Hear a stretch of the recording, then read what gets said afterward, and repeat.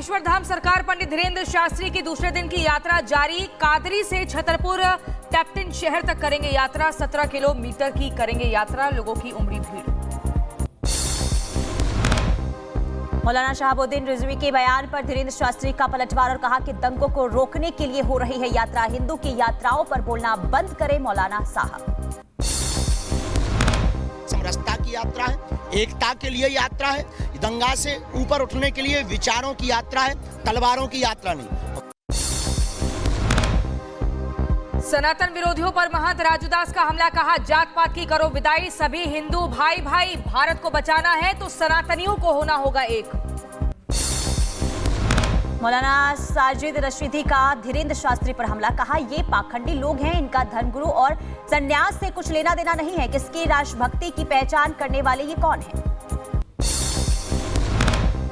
अखिलेश यादव के ट्वीट पर बीजेपी का पलटवार। उपचुनाव में सपा का सूपड़ा हो जाएगा साफ। अखिलेश यादव को हो गया है इस बात का आभास। उत्तर प्रदेश के उपचुनाव में समाजवादी पार्टी का सूपड़ा साफ हो जाएगा, इस बात का आभास अखिलेश यादव को हो चुका है। इसलिए अब ट्विटर और बयानों के माध्यम से राजनीति में शुचिता की वकालत कर रहे हैं। बिहार के बीजेपी नेताओं की दिल्ली में बैठक। केंद्रीय मंत्री गिरिराज सिंह के आवास पर मीटिंग। विधानसभा चुनाव की तैयारियों पर चर्चा संभव। मणिपुर हिंसा पर जेपी नड्डा ने राष्ट्रपति द्रौपदी मुर्मू को लिखा पत्र। मल्लिकार्जुन खड़गे के लिखे पत्र का दिया जवाब। कांग्रेस के शासन में लिए गए गलत फैसलों का जिक्र किया। वाराणसी ज्ञानवापी मामले में सुप्रीम कोर्ट में सुनवाई जारी। मुस्लिम पक्ष ने हिंदू पक्ष की याचिकाओं पर जताया ऐतराज। हिंदू पक्ष सील किए गए वजू खाने के इलाके का चाहता है एएसआई सर्वे। महाराष्ट्र की बारामती में अजीत पवार के समर्थकों ने लगाए पोस्टर। अजीत पवार को बताया भावी मुख्यमंत्री। मध्य प्रदेश के रीवा में बीजेपी विधायक प्रदीप पटेल नजरबंद अतिक्रमण हटाने की जिद पर अड़े। पुलिस ने हिरासत में लिया। उत्तर प्रदेश के मुजफ्फरनगर में अवैध हथियारों के साथ युवक ने बनाई रील। युवक के हाथ में दिखा अवैध तमंचा।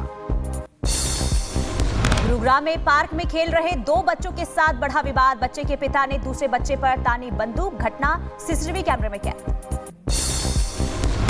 फरुखाबाद में गैस रिफिलिंग करते समय कार में आग लगी। कार जलकर खाक हुई। गैस रिफिलिंग कारोबारी हुआ फरार।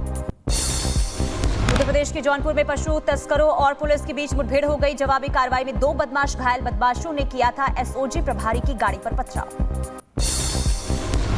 उत्तर प्रदेश के देवरिया में पुलिस और बदमाशों के बीच मुठभेड़। बदमाशों के पैर में गोली लगी। निहाल सिंह हत्याकांड में शामिल थे बदमाश। लखनऊ में तेज रफ्तार कार ने स्कूटी को मारी टक्कर। स्कूटी को घसीटते हुए ले गया। कार सवार 2 लोग गंभीर रूप से घायल। राजस्थान के उदयपुर में दिखा रफ्तार का कहर। डंपर से टकराई कार। हादसे में 5 लोगों की मौत। परिजनों में मचा कोहराम। लोग सवार होकर के अंबेरी से देवारी की तरफ जा रहे थे। वहां पे इस डंपर से इनका एक्सीडेंट हुआ है। हादसा काफी दुखद था। निज्जर हत्याकांड पर कनाडा का नया बयान और कहा कि हत्याकांड में पीएम मोदी का कनेक्शन नहीं। भारत आरोपों को पहले ही कर चुका है खारिज। इजरायली पीएम नेतन्याहू की मुश्किलें बढ़ी। इंटरनेशनल क्रिमिनल कोर्ट ने जारी किया अरेस्ट वारंट। आईसीसी ने नेतन्याहू और गैलेंट पर मानवता के खिलाफ अपराधों का आरोप लगाया। अरेस्ट वारंट पर बोले पीएम नेतन्याहू, किसी भी तरह का फैसला देश की रक्षा करने से नहीं रोक सकेगा। हम दबाव में नहीं आएंगे। सूडान की राजधानी जुबा में देश के पूर्व जासूस पर भारी गोलीबारी। जनरल अकोल पिछले 2 महीने से है नजरबंद। पाकिस्तान में शिया मुसलमानों को ले जा रहे वाहन पर हमला किया गया। 6 महिलाओं समेत 38 लोगों की मौत।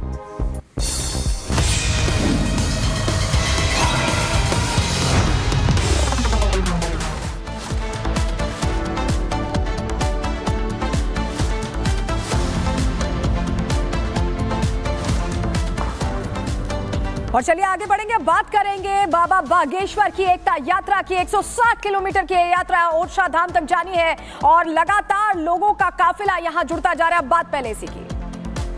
हमारा उद्देश्य सिर्फ और सिर्फ हिंदुओं को एक करना है। जात पात और भेदभाव को मिटाना है। और हर हाल में इस देश में अपनी हिंदू संस्कृति को बचाने के लिए हम सड़कों पर निकले हैं। तो हिंदुओं को जोड़ने के लिए, एकता की बात करने के लिए बाबा बागेश्वर ने ये एकता यात्रा निकाली है, हिंदू जोड़ो यात्रा निकाली, जिससे तमाम लोग जुड़ते दिखाई देख रहे हैं। सैकड़ों समर्थक जो हैं, लाखों समर्थक बाबा के साथ पदयात्रा कर रहे हैं। बाबा ने बताया कैसे हिंदुओं का एक होना जरूरी है। जरा सुनवाते हैं आपको एक्सक्लूसिव बातचीत। देश में दंगा वो फैलाते हैं जो इस देश को बांटने की बात करते, सरतन से जुदा करने की बात करते। उन मौलाना साहब से कहिए इस देश में ये यात्रा सामाजिक समरसता की यात्रा है, एकता के लिए यात्रा है, दंगा से ऊपर उठने के लिए विचारों की यात्रा है, तलवारों की यात्रा नहीं। और मौलाना साहब से कहिए कि हिंदुओं की यात्राओं पे ज्ञान देना बंद करें। कह रहे हैं कि इस यात्रा पर बैन होना चाहिए। उनसे कह दो कि आप हिंदुओं की यात्राओं पर बयान देना बंद करें, क्योंकि जब आप जलसा निकालते हो तब आप तलवारें निकालते हो, जब आप यहाँ पर ताजिया निकालते हो तब आप तलवारें निकालते हो। हम लोग ध्वज लेकर के विचारों के साथ निकले हैं। अगर ज्ञान पेलेंगे और हम पेलेंगे तो इनके पेट में दर्द होगा। देखिए अब शहाबुद्दीन ये भी कह सकते हैं कि आप विवादित बयान दे रहे हैं। अब देखिए, जिनको भी पेट में दर्द हो रहा हो होने दो, हम विवादित बयान नहीं देते। हमारा उद्देश्य सिर्फ और सिर्फ हिंदुओं को एक करना है, जात पात और भेदभाव को मिटाना है और हर हाल में इस देश में अपनी हिंदू संस्कृति को बचाने के लिए हम सड़कों पर निकले हैं, लेकिन अभी भी हम रुकेंगे नहीं। कल महाराष्ट्र में क्योंकि चुनाव हुआ है, कल रिजल्ट भी आने वाला है, पंडित धीरेन्द्र कृष्ण शास्त्री किसको जीतता हुआ देख रहे हैं? राजनीति पर कोई बयान नहीं, हमारा रास्ता अलग है, अध्यात्म का रास्ता है, हिंदुओं को एक करने का रास्ता है, जात पात भेदभाव को मिटाने का रास्ता है, इस पर ही बात करेंगे। क्या इस यात्रा से जात पात खत्म होगा और हिंदू जो है वो जुड़ेंगे? खत्म होगा, हो रहा है। ये देखो किस बिरादरी से हैं, सब यहाँ एक है, क्या बड़ा या छोटा। ये चेहरा दिखाओ, इधर आओ माई। ये कह रही हैं जात पात मिटेगा, ये बिन्नू कह रही हैं जात पात मिटेगा। मिटेगा मिटेगा। हाँ, ये कह रही हैं बूढ़ी अम्मा 80 साल प्लस है, चल रही हैं, व्हील चेयर से लोग चल रहे हैं। यहाँ क्या बड़ा क्या छोटा, सब एक हैं, सामाजिक समरसता में है, सब जी रहे हैं, अच्छे भले बुरे। वो उसको बुलाना चश्मा वाले को, सब जी रहे हैं। ये जात पात और भेदभाव को मिटाने के लिए ही यात्रा है, मिटेगी। यानी आप लोगों से मिलते हुए भी चल रहे हैं, किसी से जात पात तो पूछ नहीं रहे हैं? पूछेंगे जब हमें जात पात में पढ़ना ही नहीं, हमें हिंदुओं को एक करना है तो जाति क्यों पूछे? हम करवा ही रहे हैं कि हिंदू एक हो। माइक दो, हम चाहते हैं कि हिंदू एक हो। तो पंडित धीरेन्द्र शास्त्री लगातार सनातन बोर्ड की मांग कर रहे हैं। वो सीधे तौर पर कह रहे हैं कि अगर मस्जिद वक्फ बोर्ड के जरिए चलती है तो मंदिरों के लिए भी सनातन बोर्ड होना चाहिए। अभी कुछ दिनों पहले रिपब्लिक भारत के एग्जीक्यूटिव एडिटर ऐश्वर्या कपूर ने पंडित धीरेन्द्र कृष्ण शास्त्री से खास बातचीत की थी, सुनवाते हैं। ये सनातन बोर्ड होना चाहिए। वो हमारे जो या तो वक्फ बोर्ड को कैंसिल करें या फिर सनातन बोर्ड बना दें, 100 की सीधी बात है। इसलिए कि अगर आप हैं तो इसी देश में तो हम भी रहते हैं।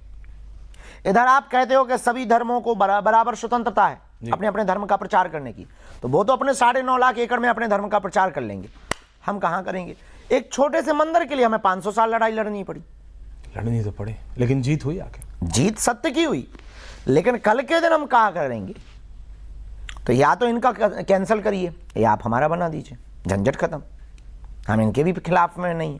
अगर आपको लगता है कि अगर कैंसिल करेंगे तो दिक्कत होगी, तो कोई दिक्कत नहीं, आप हमारा बना, सनातन बोर्ड बना दीजिए। वक्फ बोर्ड हो सकता है, सनातन बोर्ड क्यों नहीं हो सकता? नहीं हो सकता क्यों? हम ये भारत में मांग रहे हैं। अगर ये बात बांग्लादेश में या पाकिस्तान में मांग करते तो नाजायज होती। यहाँ तो बल्कि सनातन बोर्ड होना